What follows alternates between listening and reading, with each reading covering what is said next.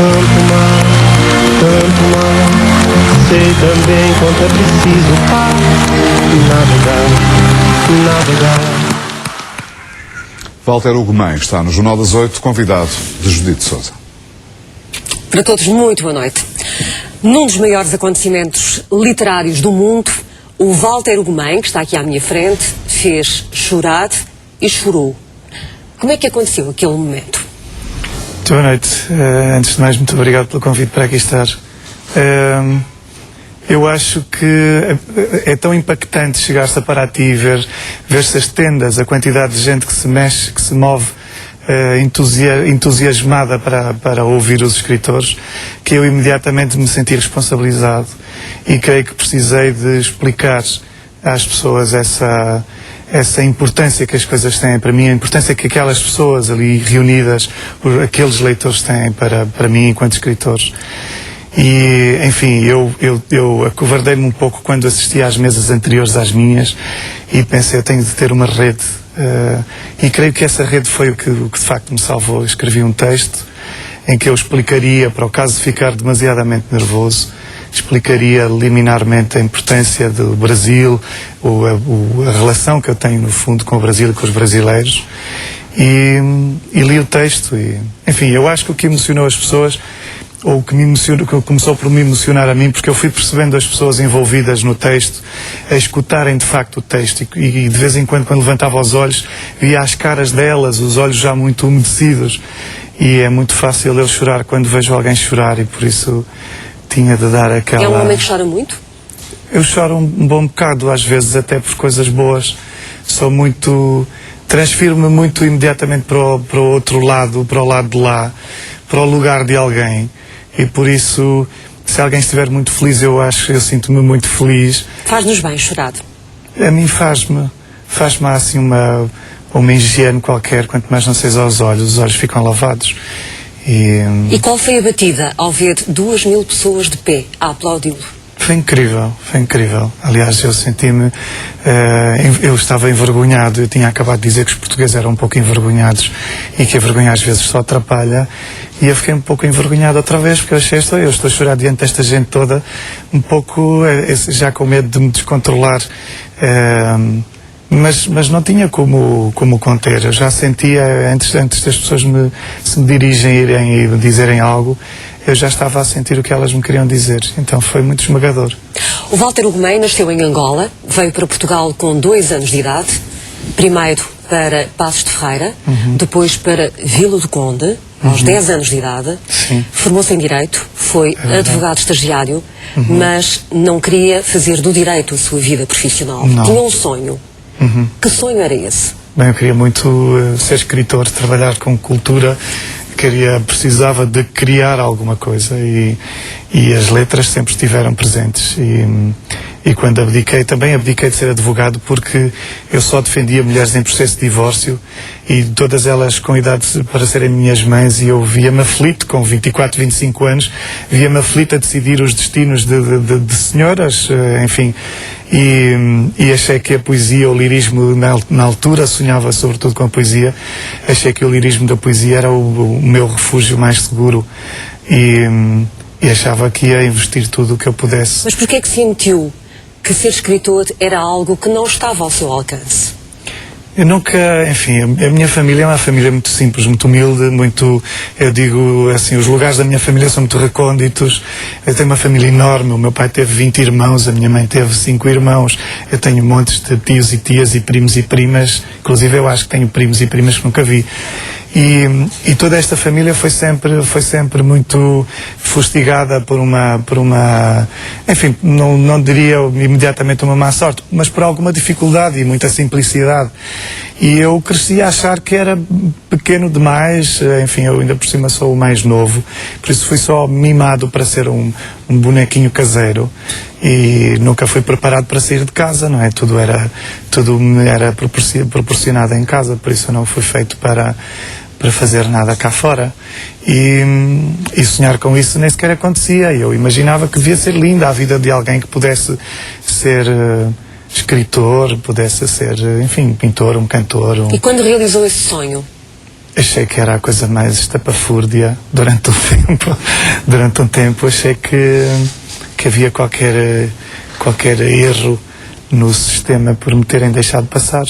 O certo é que primeiro publicou poesia e já publicou 4 romances. Os teus 4 romances falam-nos do tempo normal da vida humana. Os personagens centrais têm 8, 19, 40 e 84 anos. É o caso do personagem central do seu último livro, que o levou ao Brasil, A Máquina de Fazer Espanhóis. Como é que sente a vida e como é que projeta a vida nos seus livros? Estes livros aconteceram, enfim, eu entrei na prosa muito de surpresa, mas depois de ter sido surpreendido, eu agarrei-me à prosa como se fosse uma espécie de salvação possível. Eu cresci muito impressionado com a morte, no sentido em que eu teria um irmão que morreu antes de eu nascer, e por isso habituei-me a pensar que havia alguém em casa, ou que alguém pertencia à minha casa, mas que eu não podia ver, com quem eu não podia falar. Por isso a morte era possível para mim, desde sempre. A morte era possível para qualquer um de nós, até para as crianças. Por isso nunca tive aquela ideia da eternidade, digamos assim. E depois cresci com o meu pai a dizer que tinha um cancro. O meu pai, desde que eu me lembro de perceber palavras, o meu pai dizia que tinha um cancro e que ia morrer com cancro e o meu pai morreu com um cancro. O que eu faço com os meus livros, subitamente, foi criar para mim uma vida que me sugira uma completude. O ir dos 8 aos 84 anos é uma espécie de compensação para a possibilidade de eu também morrer daqui a algum tempo, a possibilidade de eu sentir que completei alguma coisa. A mim interessa-me muito, e eu acho que os meus livros giram muito em torno deste conceito, e é esta a predisposição que eu arranco para as personagens principais, completar-lhes a vida, mesmo que elas possam às vezes morrer aparentemente muito cedo. A mim não me interessa morrer cedo ou morrer tarde, interessa morrer completo, com essa ideia de um certo apaziguamento. No seu livro encontrei muitas vezes a palavra felicidade. O lar de idosos chama-se Lar da Feliz Idade. Um personagem, o Esteves, morreu, escreveu você, num ataque de felicidade. O que é para si a felicidade? Enfim, momentos epifânicos de puro egoísmo, algo que é impossível. O Rui Belo diz uma coisa absolutamente incrível. O Rui Belo, eu vou citá-lo de cor, por isso vou citá-lo mal, mas a ideia é esta: feliz é aquele que aprende a administrar sabiamente a tristeza e a reparti-la pelos dias. E este é o meu conceito de felicidade, ou seja, é impossível deixarmos de sentir uma certa tristeza, mas a felicidade possível, digamos assim, a felicidade ao alcance, é aquela que nos permite dominar a tristeza e usá-la, digamos assim, em doses pequenas que não nos abatam. E me interessa-me muito essa ideia de não ser abatido, porque acho que cresci muito tão protegido nessa redoma de mãe e irmãs e nessa redoma familiar, que eu acho que sempre me vi assim como uma coisa muito perecível. O Walter Ugumem vive em Vila do Conde, nas Caxinas. Como é que sente o país a partir desse seu observatório, num bairro de pescadores onde vive? Bem, o país é muito abstrato a partir das Caxinas, porque a vida nas Caxinas é muito a mesma. As pessoas, no fundo, percebem um conceito básico: trabalhar, têm de trabalhar, e ali ninguém se furta ao trabalho. Inclusive, é um lugar de pescadores, é um bairro pescatório, sobretudo, e o trabalho ali lida com experiências terríveis, como, por exemplo, a da morte. As pessoas, sobretudo os homens pescadores, morrem facilmente no mar até. E por isso o país, tudo o que vai acontecendo, acaba por ser assim uma espécie de retórica que é recebida a partir da televisão, sobretudo, e que as pessoas nem sempre, não é que não entendam, mas a distância que vai entre o trabalho delas e a resistência delas e essa retórica é tão grande que é como estar a falar de dimensões paralelas. E como é que a partir das Caxinas olha o país? Eu fico, enfim, eu estou escondido nas Caxinas, na verdade. As pessoas perguntam porque é que eu não venho para Lisboa ou para outro lugar qualquer. Eu sinto que me escondo um pouco nas Caxinas, porque aquilo funciona como uma armadura.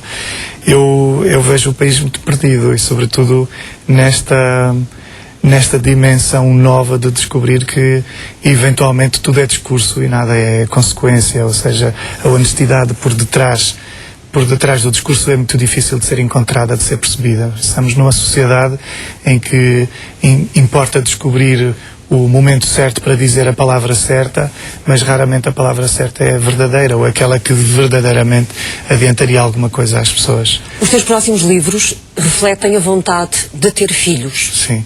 Porquê?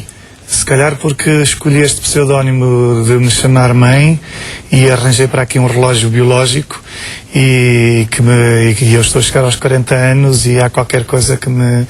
Eu nunca pensei em ter filhos, acho até que era muito destrambelhado para cuidar de alguém, mas subitamente eu estou convencido, dizia isso um pouco na Flip e por isso tanta gente me propôs casamento. Eu acho que é um tipo de amor que nós não desperdiçamos com mais ninguém, ou que não usamos com mais ninguém. Eu tenho sobrinhos lindíssimos, tenho filhados, mas o tipo de amor que eu tenho por eles e que é muito, muito genuíno, não impede que exista dentro de mim um amor que não é usado, que fica como que numa reserva e que pertence a alguém que ainda não nasceu. Foi comovente ter sido pedido em casamento no Brasil? Foi às vezes assustador, assim, algumas pessoas pediram-me em casamento de uma forma um pouco física. Como?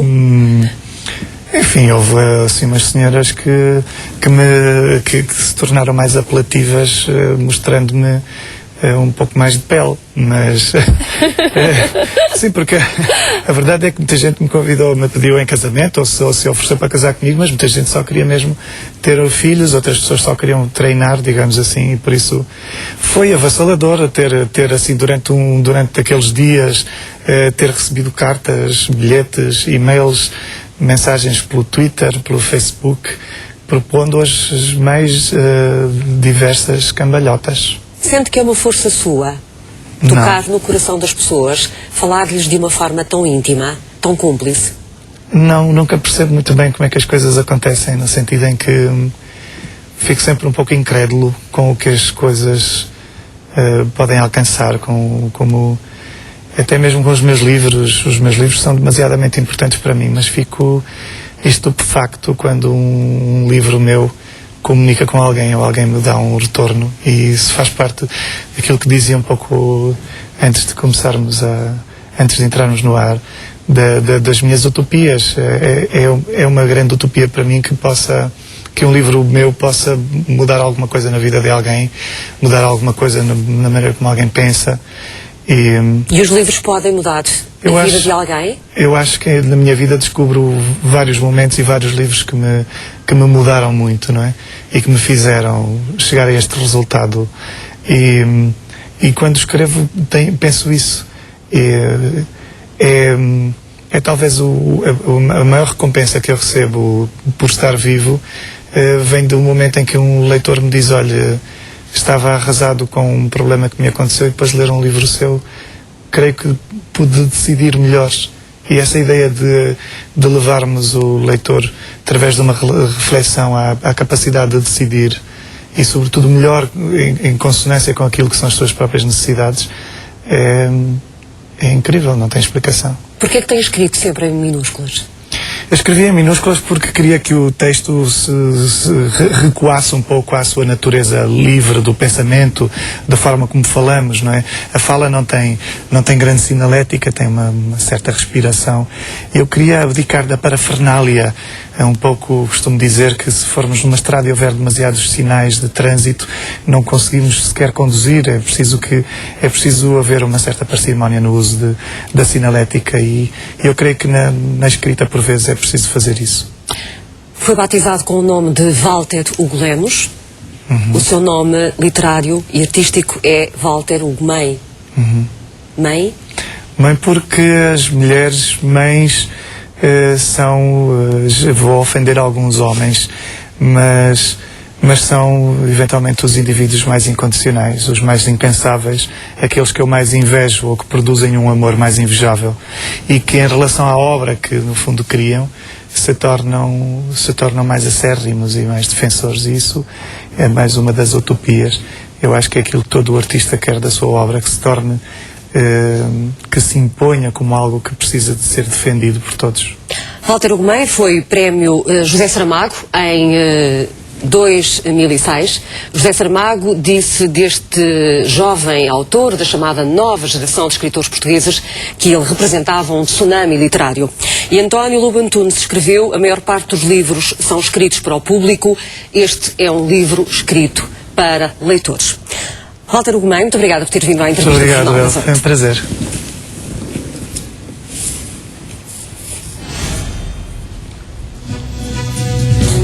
Uma imagem histórica. A última aterragem de um